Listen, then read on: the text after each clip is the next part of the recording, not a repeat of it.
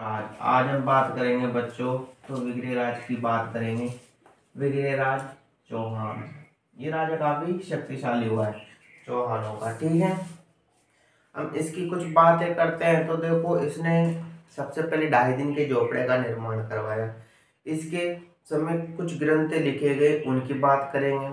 उसके बाद इसके समय को चौहानों का स्वर्णिम युग कहा जाता है, यानी गोल्डन पीरियड कहा जाता है। ठीक है, और फिर इसके बाद गुरु जी किसकी बात करेंगे, इसको उपाधियां दी गई हैं, उन उपाधियों की बात करेंगे, क्योंकि विग्रहराज चौहान सब इम्पोर्टेंट शासक है। ठीक है, तो हम बात करेंगे विग्रहराज चौहान की। तो विग्रहराज चौहान है जो चौहानों का क्या है, प्रतापी राजा है। चौहानों का क्या है, प्रतापी राजा। सबसे पहले तो ये लिखना प्रतापी है और राजा है। ठीक है, प्रतापी राजा को हमेशा उपाधि दी जाती है। तो इसने इसको किस किस की उपाधि थी, इसको कवि बांधव की उपाधि थी। इसकी उपाधि क्या थी, कवि बांधव की उपाधि दी गई थी इसको। और किसके द्वारा दी गई थी, जयनायक द्वारा दी गई थी गुरुजी। ठीक है, और कवि बांधव की उपाधि दी गई थी। और ये इसको इतिहासकारों ने इतिहास के अंदर इसने काफी अच्छा कार्य किया। तो इसको क्या कहते हैं कि किसी की तुलना कालिदास से की जाती है, यानी अच्छा कार्य करा। ये क्या कहते हैं कि तो राजा चौहानों का सबसे प्रतापी तो था, पर क्या कहते हैं कि ये कवि भी था, एक इंजीनियर भी था, ये एक नाटककार भी था। है गुरु जी, नाटककार था। हाँ भैया, ये क्या था, नाटककार था। और ये क्या था, एक कवि भी था, और ये एक इंजीनियर भी था। तो गुरु जी कैसे था, तो देखो सबसे पहले हम बात करते हैं कवि की। तो ये क्या लिखता था, ग्रंथ लिखता था, किताबें लिखता था। और किताबें कौन लिखता है, कवि लिखता है। और इंजीनियर, तो गुरु जी 2.5 दिन को झोपड़ो बनवाया तो छुया ने। तो क्या बनवाया इसने, 2.5 दिन का झोपड़ा। और इसके बाद इसने एक नाटक की रचना करवाई। इसकी रचना करवाई, नाटक की रचना करवाई, उसका नाम था हरकेली। हरकेली, इसने कौन से नाटक की रचना करवाई, हरकेली। वो जी, हरकेली का मतलब हरा हरा केला। अरे वो तो कच्चा केला होगा, नहीं कि हरा हरा केला होगा। हरकेली नाटक के अंदर क्या कहते हैं कि शिव और अर्जुन की बातें हैं। शिव और अर्जुन की बातें हैं। अभी हम इन सब की बातें करेंगे। और इसके समय क्या कहते हैं कि ग्रंथ लिखे गए ललित विग्रहराज रासो। ललित विग्रहराज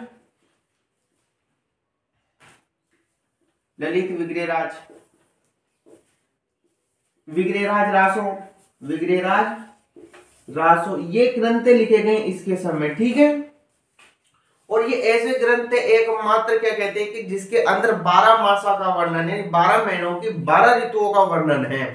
ठीक है, इसमें इनकी उड़ीसा विजय का जिक्र मिलता है। किसका जिक्र मिलता है, उड़ीसा विजय का। अच्छा, तो गुरु जी उड़ीसा भी जीती। अरे देखो, उड़ीसा तो कौन, अब तो कौन किताबों में जीती या ना जीती, पर क्या कहते हैं कि इनकी एक पत्नी थी। अब बात ही बात में क्या कहते हैं कि अपने ससुराल वाले पक्ष वालों की क्या कर दी, बुराई कर दी। और लेडीज के एक यही होता है कि लेडीज के लिए सबसे अच्छा उसका भाई और उसका जीजा होता है। तो अगर जीजा और भाई की क्या कर दी, विग्रहराज ने बुराई कर दी कुछ इस प्रकार। तो क्या कहते हैं कि इनकी रानी गुस्सा होकर कहां पर चली जाती हैं, तो गुरु जी उड़ीसा चली जाती हैं। अच्छा, और उड़ीसा जाने के बाद क्या कहते हैं कि उनकी याद में वो 12 महीनों की ऋतुओं का वर्णन करती हैं। तो गुरु जी 12 महीनों की ऋतु का वर्णन क्यों करेगी, तो सैड सॉन्ग लिखेगी ना। अरे हाँ, वो सैड सॉन्ग लिख रही है, पर क्या कहते हैं कि उनके साथ साथ किसका वर्णन कर रही है, ऋतुओं का वर्णन कर रही है वो। अच्छा, ये ग्रंथ इसीलिए लिखे गए। और इसके बाद क्या कहते हैं कि इसीलिए इसको उपाधि दी गई कवि बांधव की। और किलहर ने बताया कि ये बहुभूति की होड़ करता है। किलहर ने बताया कि ये किसकी होड़ कर रहा है, बहुभूति की होड़ कर रहा है, कालिदास की होड़ कर रहा है। और बच्चों, कालिदास एक बहुत अच्छे कवि हुए हैं समुद्रगुप्त के उसके साम्राज्य में। कालिदास के लिए कहा जाता है कि ये स्टार्टिंग में काफी ना समझता, बिल्कुल उल्लू का पट्टा था और काफी ढोल था। तो ये जिस पेड़, जब कालिदास के समय की बात है, कालिदास के वहां के राजा ने एक नोटिस जारी किया और उसके अंदर ये था कि मेरी बेटी क्या कहती है कि विवाह करना चाहती है, और जितने जितने इंटेलिजेंट लोग हैं जो वहां पर आए दरबार में आके संपर्क करे। नंबर 96 94 ये नंबर थे उनके। तो अब क्या कहते हैं कि अब विद्वान लोग चल दिए, जैसे आप जैसे विद्वान चल दिए, कोई हिस्ट्री का चल दिया, कोई पॉलिटिकल साइंस का चल दिया, वहां पर जाकर क्या कहते हैं कि राजा के दरबार में खड़े हो गए। तो अब क्या कहते हैं कि रानी सवाल करे, राजकुमारी अब कोई जवाब नहीं दे पाए उनके सवालों का। तो गुरुजी तो क्या हुआ, तो क्या कहते हैं सबकी क्या हो गई, सबकी क्या हो गई बच्चों, तो सबकी हो जाती है इज्जत खराब। क्या हो जाती है, इज्जत खराब हो जाती है। लोग गुरुजी इज्जत खराब करवा के लिए भेजो। और कोई महिला किसी पुरुष की इज्जत पर आज उंगली उठाए तो इस समाज में उसकी क्या होती है, थू थू होती है गुरुजी। ये बिल्कुल सही बात है। तो क्या कहते हैं कि कालिदास जिस पेड़ के ऊपर बैठकर पेड़ को काट रहा था, तो उसी डाल के ऊपर बैठ के क्या कर रहा था, डाल को काट रहा था। कालिदास काफी डफोड़ इंसान था। तो लोगों ने देखा कि यार हमारी तो क्या कहते हैं कि इज्जत खराब हो गई, इंसलेट हो गई, हम इसको ले चलते हैं कालिदास को। तो ये क्या करते हैं, कालिदास को ले जाते हैं और कालिदास से बोलते हैं कि चलते हैं लड्डू खिला के लेकर आएगा, अब तो खाली चुप रहना था अपन दरबार के अंदर। तो राजकुमारी ने सवाल करा, उसने एक उंगली दिखाई कालिदास को। कालिदास ने सोचा यार एक उंगली दिखा रही है मतलब मेरी एक आंख फोड़ेगी। तो कालिदास ने उसको दोनों आंगली दिखाई, क्योंकि मैं तेरी दोनों आंख फोड़ दूंगा। उसने उसका मतलब वो पूछ रही थी आत्मा एक है, आत्मा परमात्मा क्या है, तो उसने बताया अलग अलग है। तो वो सारा समझ चुकी थी। तो उसके बाद दूसरा क्या था, तो दूसरा सवाल था कि उसको थप्पड़ दिखाया, मैंने बोले मैं तेरे थप्पड़ दे पाऊंगी। तो कालिदास ने घूसो दिखाया कि मैं तेरे घूसा से फसली तोड़ दूंगा। तो उसका मतलब था कि 5 इंद्रिय क्या है, तो 5 इंद्रिय हमारे मन के वश में, कुछ ऐसे करके सवाल 5 सवाल करे उससे कालिदास से, और 5 का 5 सवाल हो गए सेट। तो अब घर आ गई राजकुमारी कालिदास की। अब रात में इनको भांडा फूटना था, क्योंकि ये मन बुद्धि थे। तो कहती होगी बहन जी थोड़ी सी कसको, मेरे को भी सोना है शायद रात में। इसीलिए क्या कहते हैं कि इनकी पत्नी के संस्कृत में काफी अच्छी विद्वान थी, इनको संस्कृत में गाली देके घर से बाहर निकालती है और बोलते हैं कि तब तो विद्वान बन जाए तो मेरे पास आ जाना। तो ये काफी कठोर तपस्या करते हैं, फिर बाद में काफी इंटेलिजेंट बन के आते हैं। ये तो है कालिदास की बात। और कालिदास ने की किताबें लिखी थी, कौन कौन सी लिखी गुरुजी, एक तो लिखी थी मालविकाग्नि। मालविकाग्नि गुरुजी, मालवी एक बार गया ना ना ना मालविकाग्नि, अभिज्ञान शाकुंतलम, मेघदूत इनकी रचनाएं रही हैं। 3 रचनाएं काफी इंपॉर्टेंट है इनकी, मेघदूत, मालविकाग्नि, अभिज्ञान शाकुंतलम। ठीक है, इसकी बातें हैं। तो गुरुजी और बताओ, और इसने एक नाटक की रचना करवाई, हरकेली नाटक की। तो गुरुजी इसकी क्या बात है, हरकेली नाटक किसको कहते हैं? हरकेली नाटक में क्या कहते हैं कि कहा जाता है, और हाँ पहले हरकेली नाटक की बात लिखो, ये इंग्लैंड में है। इसकी कुछ पंक्तियां इंग्लैंड में लगी हुई हैं, इसकी कुछ पंक्तियां कहां पर लगी हुई, इंग्लैंड के उसमें लगी हुई हैं, ब्रिस्टल इंग्लैंड में दीवारों पे लगी हुई है। क्योंकि नाटक है पत्रों पे लिखा हुआ है, अंग्रेजी ले गए।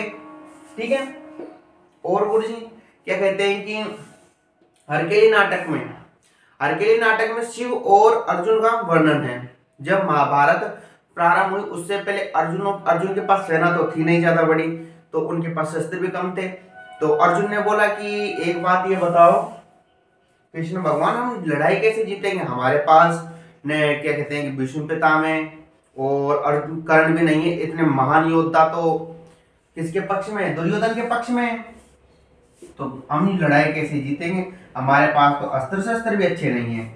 तो कृष्ण भगवान बोलते हैं कि तो ऐसा कर, भगवान शिव की क्या कर, तपस्या कर। और उसका वर्णन किसमें, हरकेली नाटक में। तो तपस्या करने से क्या होगा, जो कहते हैं कि भगवान शिव को सारी चीजों का ज्ञान है, यानी ऑलराउंडर भगवान ही है। सबका ज्ञान है, अस्त्र शस्त्र विद्या सबका ज्ञान है, तो इनसे वरदान ले लेना। अब क्या कहते हैं कि अब इनकी बातें होती है कि भगवान शिव से, भगवान शिव इनको वरदान दे देते हैं, बस इतनी है बात, और कोई लंबी चौड़ी नहीं है। इसके बाद और बात तो गुरुजी और कहा, देखो ये तो नाटकों का वर्णन है, इनके नाटकों का, ठीक है। अब बात है विग्रहराज चौहान की, क्योंकि क्वेश्चन यहां से बनेंगे।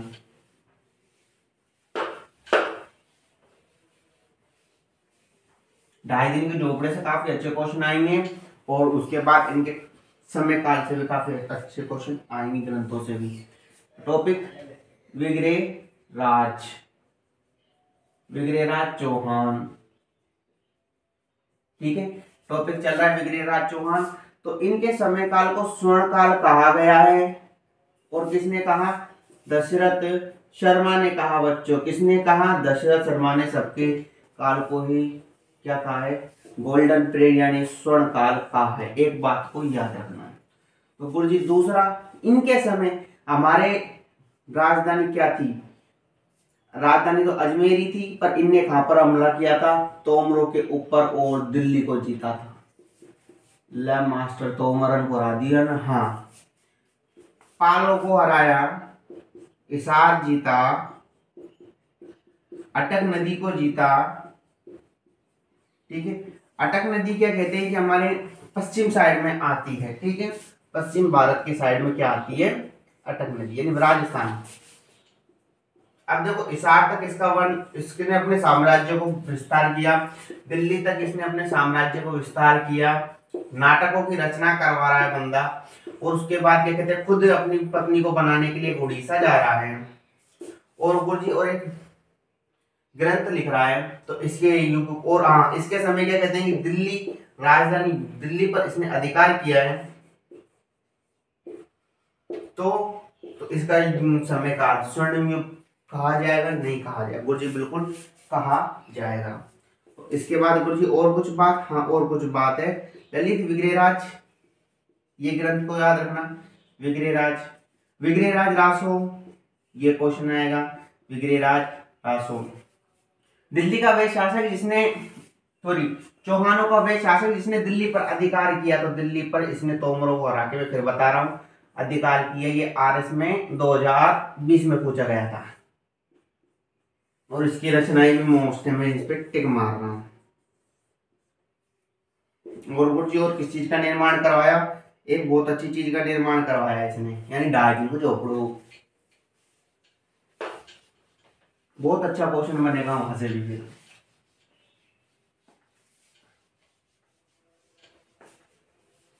तो बताओ गुरुजी, 2.5 दिन झोपड़ा की बात बताओ। तो देखो,